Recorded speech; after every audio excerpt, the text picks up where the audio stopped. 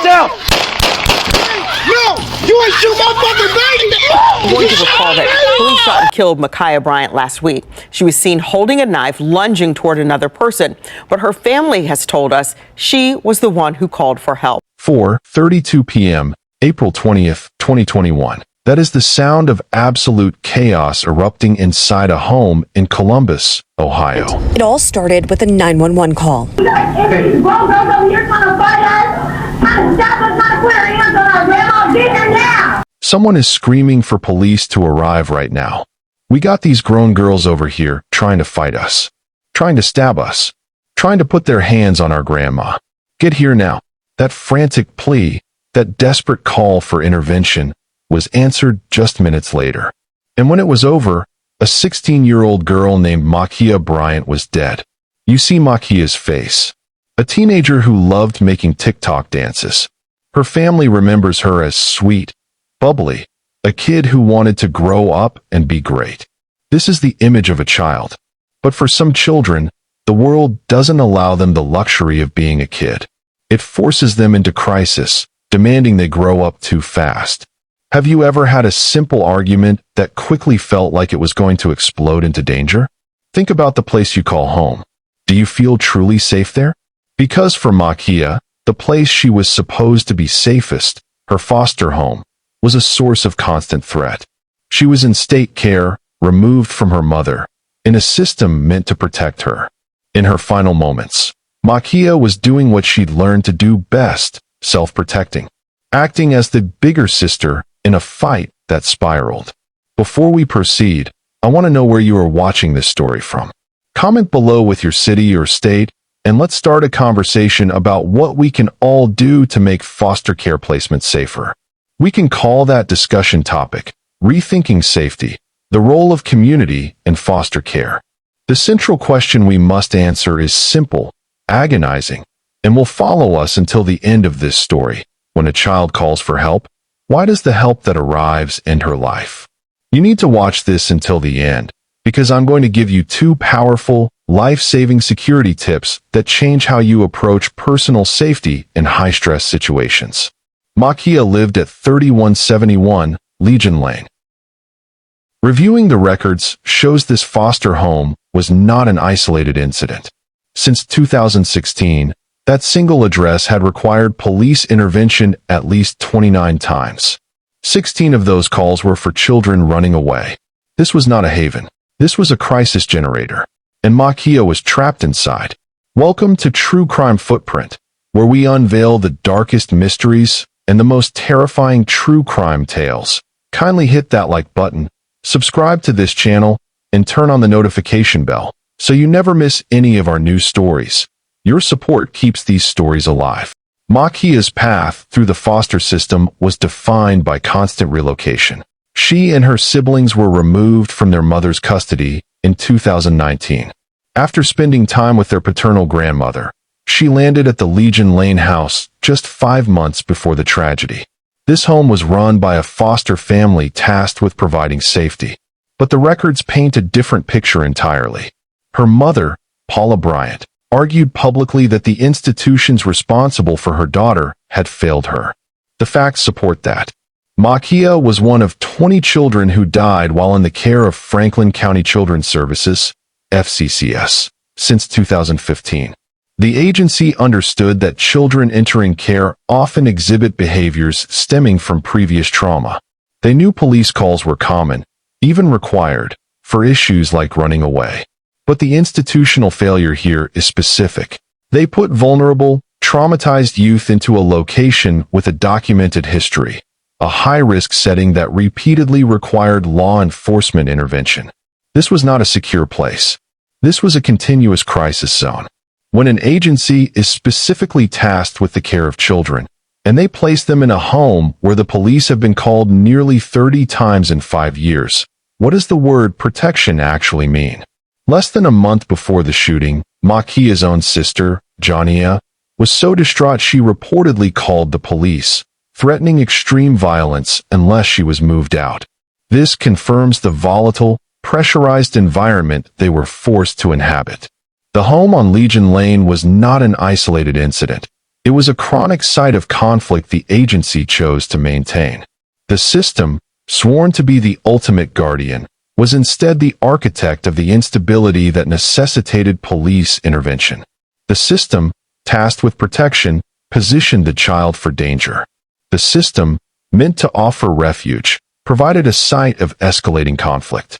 The stability of Ma'Khia's placement was already collapsing, but the match that finally set off the explosion was not a life-altering threat.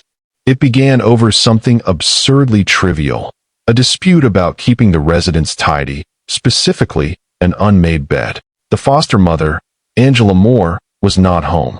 The house was occupied by visiting adults, Tiana Bonner, 22, and Shayanta Lana Craig Watkins, 20.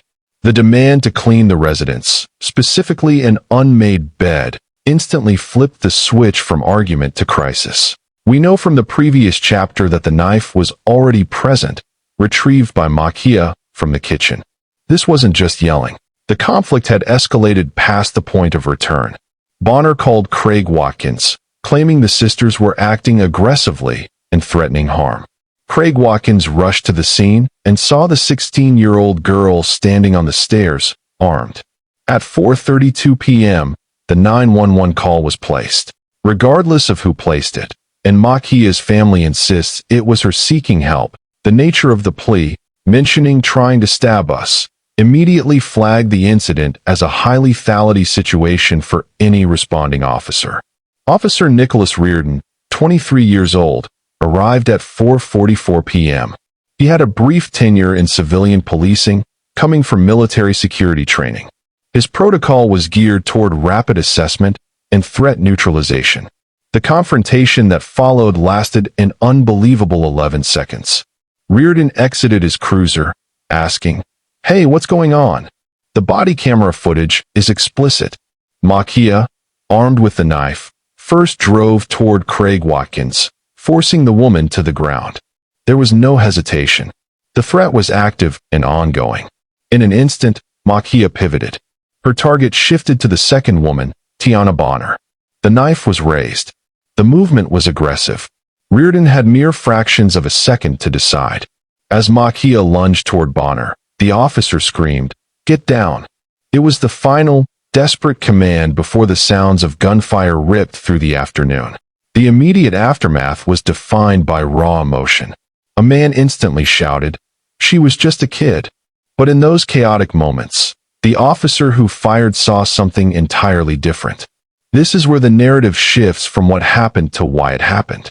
Officer Reardon later provided his rationale to investigators. Oh, y'all gonna kill me like Ma'Khia Bryant? Are you gonna stab somebody like her? No, Okay. she called y'all for help.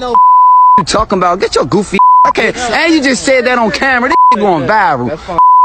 He stated he fired because he was in fear for the life of the female in pink, referring to Tiana Bonner. With a knife actively in motion, he believed alternatives like mace or a physical intervention would not have been quick or effective enough to save the woman. In that scenario, deadly force was used to protect a third party. If this case makes you question how police respond to domestic conflicts involving youth, hit the like button right now. Your interaction signals that this conversation matters and helps us share these critical stories. This tragedy forces us to confront a shocking core issue: adultification bias. Research from scholars like Dr. Jamelia Blake shows that Black girls are subject to a systemic bias where they are perceived as needing less nurturing, less protection, and less support compared to their peers. This dehumanization strips them of the rights and vulnerability inherent to childhood. For Ma'Khia, this bias translated into a perception where she was seen instantly as an aggressor, a capable threat, rather than a distressed 16-year-old child in foster care who had called for help. The consequences of this bias are measurable. Black girls are 4 times more likely to be arrested than white girls. In the seconds that mattered, Ma'Khia's age was functionally erased from the equation. The officer's own words confirm this devastating frame of reference. Reardon told investigators that in the heat of the moment, she appeared much bigger than him. Her 16 years were gone. She was instantly categorized as an imposing adult threat, legally justifying a lethal response. The emotional fallout was immediate. Ma'Khia's death happened on the same day the verdict was announced for the officer who killed George Floyd. National tensions instantly reached a fever pitch. Activists protested across Columbus, voicing the painful belief that for Black individuals, calling the police for help often results in danger, not protection. The legal machine had to move. The Columbus Division of Police requested an independent investigation by the Ohio Bureau of Criminal Investigation, BCI. Their work was thorough, interviewing 19 civilian witnesses, collecting all forensic and video evidence. Their goal was to establish the facts without declaring fault. The BCI completed its work and presented the full case file to the Franklin County prosecuting attorney. On March 11, 2022, the case was presented to a grand jury, which returned a decision that shocked many. They declined to indict Officer Nicholas Reardon. This ruling confirmed the shooting was deemed a justifiable homicide. The legal standard in Ohio is cold and precise. The use of deadly force by an officer is justified when there is an immediate or imminent threat of death or serious bodily injury to the officer or another person. Because Ma'Khia was actively attacking Tiana Bonner with a knife, the legal threshold for defending a third party was met. The court ruled that Reardon acted within the boundaries of the law. So, the officer was legally cleared. But the massive public outcry demonstrated a critical disconnect. The law may have provided an answer for Reardon, but it did not provide justice for Ma'Khia. Her death was ruled a homicide at the hands of another, yet no criminal intent was found. The criminal investigation had reached its endpoint, but the silence following the grand jury decision was deceptive. The tragedy was so stark, so visible, that it forced the powerful institutions responsible, the police department and the state foster care system, to acknowledge that their underlying policies, not just one officer's actions, were profoundly flawed. For the first time today, we are hearing from the attorney representing the family of Ma'Khia Bryant. Several members of Ma'Khia's family were there as the attorney made a call for 2 federal investigations. Lindsay Words Mills can't even explain how I feel right now that I had to bury my beautiful daughter. Paula Bryant, the mother of Ma'Khia Bryant, breaks down in tears holding a picture of the 16-year-old. She was shot by Columbus police officer Nicholas Reardon on April 20th. Wednesday, just over a week later, Paula Bryant stood outside Columbus City Hall along with Ma'Khia's father, aunt, and grandmother. For something tragic like this to happen is unimaginable. And the attorney representing the family, Michelle Martin. All systems failed her. Martin calling for action. We'll be calling for a couple federal investigations, one being from the Health and Human Services, asking that we look into Ohio's foster care system, starting here in Franklin County. We're also going to be calling for a Department of Justice investigation into the shooting. Ma'Khia was in foster care at the time of her death. We still don't know the circumstances surrounding why she was in foster care. At this point in time, I will not be offering up that information. However, as the investigation is ongoing, the story of how Ma'Khia Bryant was placed in foster care and remained in foster care, what we believe too long, will unfold. In body camera video, on April 20th, Ma'Khia lunges towards another woman with a knife right before she was shot. I hear the anger of those who want to make the counter argument of what happened in that moment. But if you aren't angry about why this happened, if you're not angry about why this continues to happen, then you are truly the problem. The Ohio Bureau of Criminal Investigation is investigating the shooting and had no update today. Columbus police say they do not have any further comments regarding the case. Bryant. What I can say is when officers are faced with someone employing deadly force can be the response the officer gives. Interim police chief. Never should have happened. She's a lovely girl. My daughter dispatched the Columbus police for protection, not to be a homicide today. But Paula tells me that you last saw each other on Thursday. We hugged each other. She said, "Mommy, I made honor roll." And she said, "Mommy, I'm looking forward to coming home." That homecoming won't happen.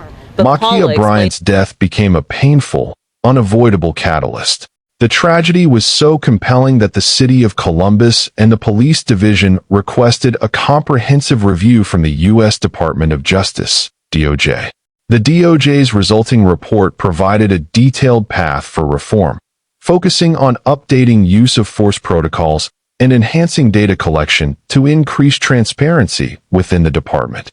But the most significant policy shifts targeted the system that failed her first, child welfare.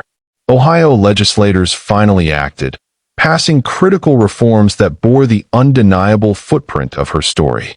House Bill 50 was successfully passed, which extended essential support services for youth transitioning out of foster care from age 18 to age 21. This acknowledged that these vulnerable young adults need a longer, safer bridge to self-sufficiency. Furthermore, House Bill 110 mandated concurrent permanency planning, aiming to ensure children do not remain indefinitely in unstable, temporary placements, thereby reducing the chronic instability that defined Ma'Khia's last months. Her life was cut short at the collision point of a child welfare system that failed to protect her and a law enforcement model that was unable to de-escalate her crisis. But these reforms, these changes to law, are her legacy. They stand as a lasting, tragic life lesson. We promised you 2 powerful tips to change how you approach personal safety in high-stress situations. Here they are. De-escalate, then call. In any domestic conflict, if a person is threatened, prioritize moving the person or yourself to safety before authorities arrive. When calling 911, clearly state the description and location of the person being attacked or threatened, not just the aggressor. This immediately changes the threat profile for arriving officers, forcing a focus on rescue. State age first. If a juvenile is involved in a conflict, begin your 911 call with, "I need an officer at address immediately." A child is in danger. Highlighting age first forces the dispatcher and the responding officer to shift their threat assessment away from adult aggression, activating protocols meant for youth.